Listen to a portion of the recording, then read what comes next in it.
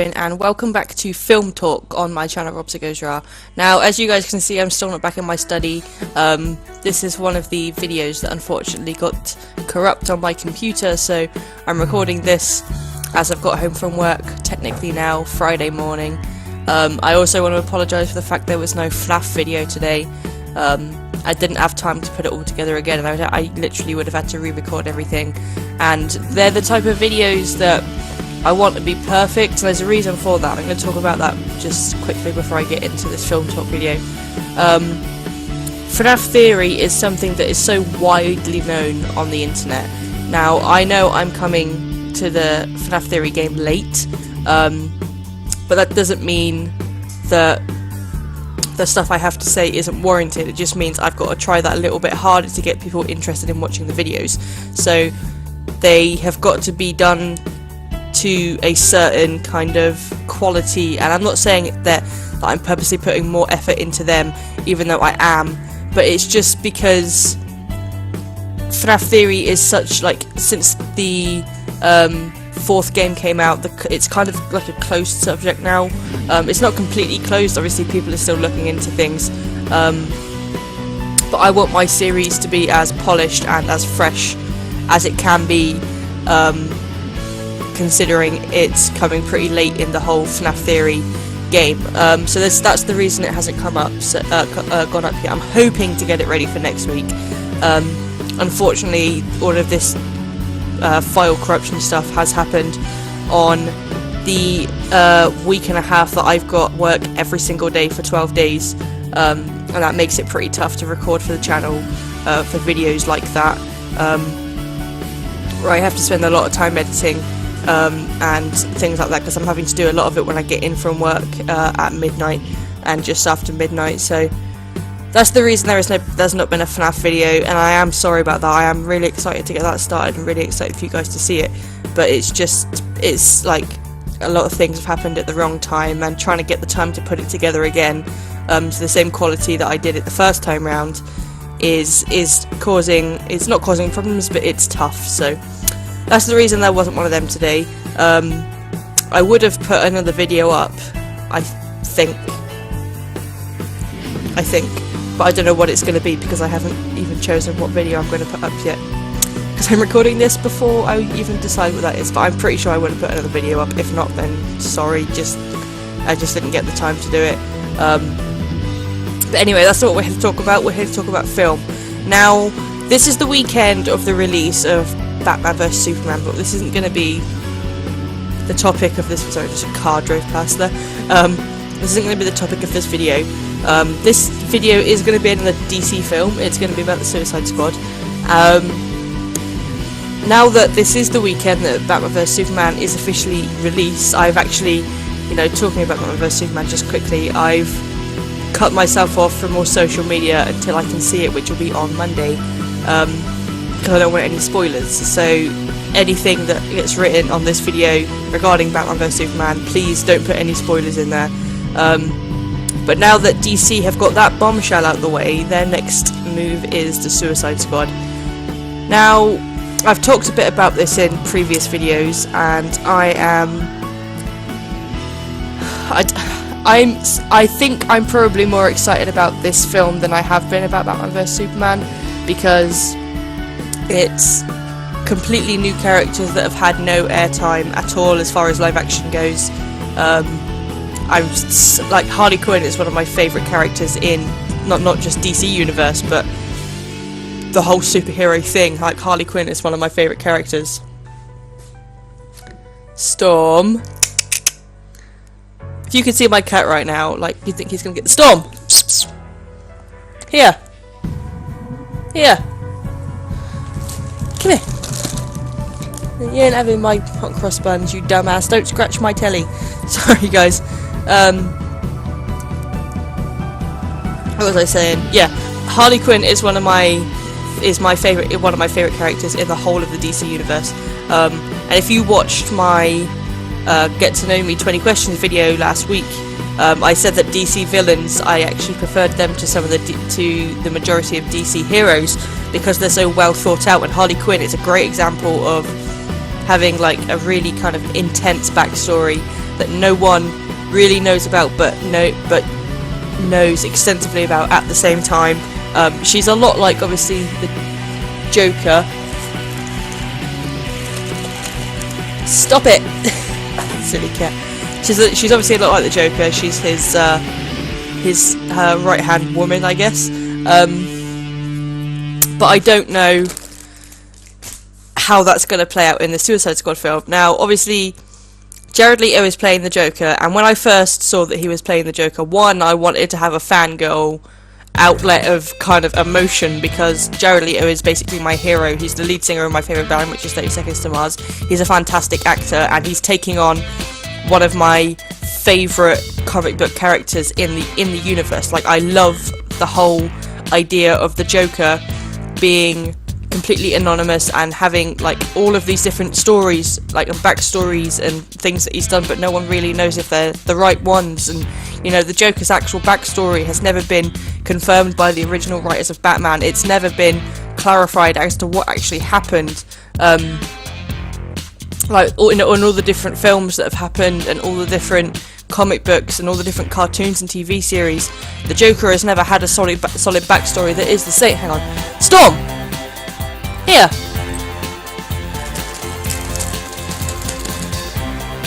You're so stupid, you still can't have the hot cross buns. You silly cat. Stop scratching the telly. Stop it. Stupid cat. Anyway, yeah, hey! Storm. Anyway, the Joker has never had, like I said, a proper backstory that has been confirmed by anyone. It's kind of a complete mystery, and every single TV show, film, comic book is different. You know, you got Jack Nicholson's Joker, who became the Joker by falling into a pit of acid and it burnt his skin off, and that's how we got the white look. And then he kind of put the makeup over it, and it turned his hair green. And then you've got Christopher Nolan's Joker, who we didn't really get any backstory about, but it was kind of like a reverse. Like, he had normal coloured skin and he put white makeup over it, whereas Jack Nicholson's Joker was the other way round. And I think in The Dark Knight, he talked about how he got his scars, and he's talked about 3 or 4 different ways in which it happened. One of them was a tightrope at a circus. I think one of them was his dad got blades and cut him so he would smile because he was a miserable child. So there's that, and then in the comic books there's about 50, 60, probably plus that, different ways that the Joker came to become the Joker, but there's never ever been an actual name, apart from the one time, which was in, again, Jack Nicholson's Joker. I can't remember what his actual name was before he became the Joker. But you know, there's never been a solid, this is what happened for this guy to become the Joker story. And that's what makes his character so interesting, because everyone's got their theories. And I think Jared Leto coming in to play the Joker, he's such a dynamic actor. I don't know if you guys have seen the film Mr. Nobody, but he plays the same character in about 6 different ways. It's a story about a kid who can see into the future, and he sees his life play out in all these different ways, depending on whether he goes with his mum or his dad, and he marries each of these girls. And you see about, he has 6 different ways that his life could plan out, and Jared Leto plays the oldest version of him, and he plays the same character, the same person, in 6 different ways, and they are completely like distinguished characters, each in their own right, even though they're the same person. He's such a dynamic actor. I think he's going to bring a lot to a really modern version of the Joker, and that's a really fresh take on things, because Heath Ledger's Joker was fantastic, but Christopher Nolan's trilogy was a very kind of almost real way, like, of looking at the Batman story. It was very kind of like you believed it could happen. There was nothing comic about it. It just had comic book characters in it, and that's great, because Tim Burton's was obviously a lot more based around the comic books, and I'm not saying the stories that Christopher Nolan told weren't based around the comic books, but the way they were filmed felt a lot more realistic. I don't know if Batman vs Superman will turn out like that, but I expect it probably will. But obviously Zack Snyder's directing it, not Christopher Nolan. But Zack Snyder is also going to be responsible for the Suicide Squad, and that seems to be a lot more comic than the other than Christopher Nolan's Dark Knight trilogy, which is going to be good to see the Joker in that way again. And you know, obviously you've got the story of him and Harley Quinn becoming partners. I don't really know how it works and how they're going to play it, because I mean I've got a Harley Quinn cosplay, and it says property of the Joker on the back of the jacket that she wears. So I don't know if she was kind of involved with him before she got put into the Suicide Squad. Now there's been a couple of interpretations of the Suicide Squad over the last couple of years in TV and film. The main one I can think of is in Arrow. It mainly had Floyd Lawton, it had Cupid, and a couple of other people. They had a kind of like miniature Suicide Squad within the Arrow TV show, and Harley Quinn had a cameo. She was kind of hinted to be there, but we never actually saw her face.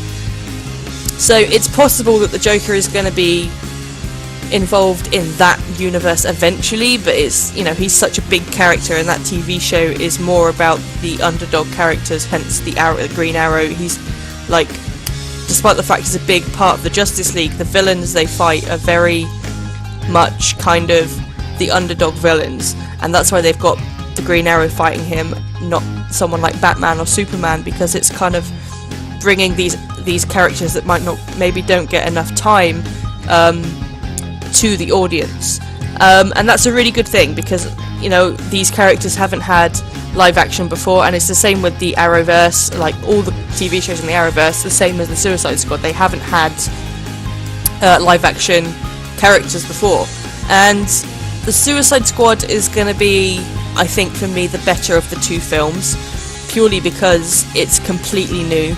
There's no ongoing storyline like there is with Batman vs Superman. It's going to be a completely new take on everything, and I think it's going to be good to see how these different, you know, because obviously the Suicide Squad is a group of bad guys going against a worst guy, and obviously in this story the worst guy is the Joker, and it's going to be great to see how these different bad guys interact with each other, because obviously they've all got their own agenda, and you know, some of them have got powers, some of them are just really good with a gun, some of them are just completely batshit crazy, and they're all dynamic characters that are kind of being put into this one place to work together, and it's going to be interesting seeing them interact with each other as the bad guys being sent after the worst guys. So, you know, the Suicide Squad in a nutshell it's a really fun kind of, it's really fun, but it's quite a dark, twisted kind of story in the comic books as well, because of the fact that it is a story about bad guys being the good guys, and it's quite a hefty story to take on, that they're trying to make these people be like do something good, otherwise they get their heads blown out or something like that, because the whole point of the Suicide Squad is they've got tags in them that if they misbehave, or if they outstep anything, or if they are the reason that anything goes wrong, then they get their heads blown up. Another reason for the Suicide Squad being called the Suicide Squad is because they're completely expendable. If they need to be left somewhere to stop something bad happening, you know, the people that have hired them, they're not going to lose any sleep over that. You know, if they die, then they die. They're completely expendable. No one cares whether they make it through or not. And it's going to be really interesting to see how that whole idea is put across on a screen, because obviously, like I said, they've got that in Arrow, but in a film there's only a certain amount of time. Sorry if you can hear the cats running around, by the way. There's only a certain amount of time you've got to tell this story, whereas in Arrow it's kind of been over a few like hours worth of episodes, and the whole story's kind of built itself up, whereas this is going to kind of be, this is how it is, how do you feel about that? It's going to be an intense story, but at the same time I think it's going to be kind of edge of the seat gripping. It's going to be funny, it's going to have action, it's going to be completely fucking insane, and I cannot wait to see how these people are going to interact with each other, because like I say, there's such all these good guys in the Suicide Squad. They're all evil in their own right. They've all done something that's so bad that they have been classed as expendable people, that it doesn't matter whether they live or not. They've done something that bad, and they've got to fight someone that is even worse than that. So to put a group of people like that in the same place would be, completely and utterly mad. But I guess with the threat of death, if they did anything wrong, it would kind of kick them into shape and make them do as they're told. But I don't know whether that's going to happen or not, because in some of the stories it doesn't. There's a million different ways this could go. I think it's probably going to be based around the New 52 comic books more than the old ones. For those of you who don't know, the New 52 is DC's 52 more recent stories, more recent publications of 52 different stories. So you've got Suicide Squad, Detective Comics, The Flash, the Justice League, whatever. There's 52 different title names that have been some of them are old comics that have been republished, some of them are completely new stories, and the Suicide Squad one is kind of like a more new story deal, and I think it's probably going to be based around that, because they're a lot more modern and they're a lot more out there. So I'm tempted to give it a read before I go and see the film. Obviously it's not out till August, but it's I kind of feel like I should be prepared for what's going to happen, because obviously we know that the Joker and Harley Quinn do end up being involved. It's in the trailers, and Jared Leto's Joker is completely fucking batshit crazy, And I was reading an article about how Jared Leto was on set, and it was like when he was on set, people just stopped and stared at him. He was in character 24/7. He was sending packages to all of his castmates of the things that the Joker would send, like a dead rat or a dead bird, or bullets and stuff like that. He was completely 100% in character. I remember a lot of people actually being quite worried, because he was in character the same way that Heath Ledger was, and obviously that kind of drove him to commit suicide. So a lot of people were actually worried about Jared Leto. Now he's quite a strong person. I don't know, obviously I'm not going to compare how strong he is to Heath Ledger. At the end of the day, it was probably a lot more difficult for Heath Ledger, because he was playing a more realistic character than than Jared Leto is. And it kind of puts it into perspective. Every single film involving the Joker that we've had has had a completely different story, and we're going to get this brand new one of the Joker coming up and starting to take things over. And it's going to be fantastic to see that the film is going to be completely and utterly dedicated to characters that people probably don't even know. And I'm just really, really, really excited about it. It's gonna be fantastic, and I think it's gonna be the start of a type of film that DC are gonna want to keep going with. I think it's gonna be the start of a type of film that is gonna change the way that superhero films are made. It's gonna be good. It's gonna be good, and I'm super excited about it. And now, like I said, now that Batman vs Superman is out, the hype is on the Suicide Squad. That is DC's next card, and it is their last card for this year. Marvel have got about 3 or 4 different films coming out within the Avengers universe and the X-Men universe, and it's DC have obviously come in saying we're doing Batman vs Superman, which is massive, and then saying, oh, by the way, we're doing Suicide Squad as well, which is fucking humongous. They've got these 2 films that are completely separate from each other, and they're going to throw them in the same year. So like I say, now that Batman vs Superman is out, even though I haven't seen it yet, it's out, the hype is now on for the Suicide Squad, and it's going to receive a lot of scrutiny over how good Batman vs Superman was. Obviously that's just because it's directed by the same person. It's nothing to do with the story and the style and everything. It's just because they're both directed by Zack Snyder. So it's gonna be depending on how well Batman vs Superman does, there's gonna be a lot of pressure on the Suicide Squad to be just as good or better, which I am pretty certain it will be. I can't imagine it being a bad film. Just from the trailers, if you haven't seen the trailers, you should watch them. They're completely insane. Every single person that is in that film has got their characters completely spot on from what I've seen. They've cast everyone absolutely perfectly, and you know, everyone is saying that. You know, when Ben Affleck got cast as Batman, there was so much like dread on how it was going to go, but no one's been like that with Suicide Squad. Everyone has been cast absolutely perfectly, and it's really refreshing to see that, because it is a new story. It is a DC film without Batman or Superman in it. Apparently, there's been rumours that Batman's going to show. I don't know whether that's going to happen or not, but we'll have to wait and see. But it is a film that DC have made that is not about superheroes. It is about supervillains, and it is about them saving the world. It is a completely new take on any other film that we've ever seen come out of the superhero scene, and I'm super excited about it. Gotta stop saying super. I'm super excited about it though, and yeah, the hype is on that for me now. It was on that for me before Batman vs Superman came out. I think Suicide Squad's been the one that I've always been more excited for. Yeah, I think just because it's going to be, like, I've always preferred the Tim Burton trilogy because it's more like a comic book film than the Dark Knight trilogy is, and I think that's what Suicide Squad is going to give us back. I think it's going to be a lot more of a comic book person's film than a film person's film, which is what I'm really excited about seeing, because I've missed that. Even though the Dark Knight trilogy was fantastic, it was very much a film person's film. It wasn't so much a comic book person's film, and I'm really looking forward to that being brought back in the Suicide Squad.